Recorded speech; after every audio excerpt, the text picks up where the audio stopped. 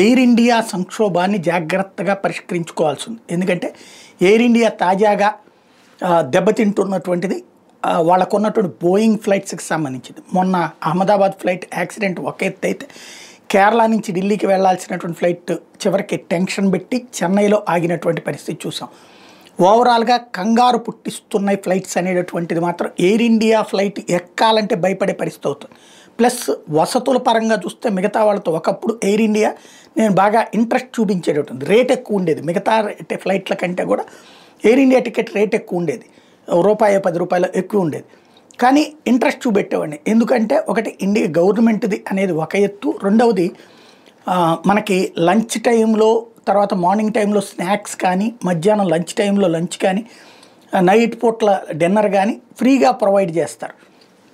అవి చూస్తే ఆ డబ్బులతో చూస్తే ఈ టికెట్ రేటు ఎక్కువ పెద్ద ఇంపాక్ట్ కాదు అనిపించి అందులో వెళ్తూ ఉండి ఇప్పుడు అసలు ఆ సదుపాయాలు పోయినాయట. ప్లస్ ఈ భద్రత పరమైంది. కొన్ని కొత్తగా టాటా వచ్చాక చేశారంటే లేదు, అంతకుముందు ఉన్నటువంటి ఇప్పుడు అకస్మాత్తుగా భద్రతా సమస్యలు ఎందుకు వస్తున్నాయి అన్న దాని మీద దర్యాప్తు జరిపించుకోవాలా.